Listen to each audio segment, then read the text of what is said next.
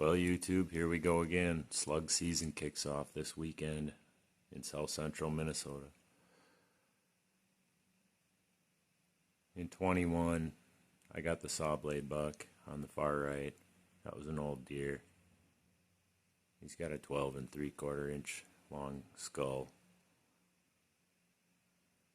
He was 240 field dressed. The 10 point I got last year, you scored, I don't know, about 113-ish. He's got 11 and 3/4 inch skull. And the other two are just some little guys, but we're going to get after it on Saturday. Good luck to everyone out there. I hope you fill your tag. It's rawr time.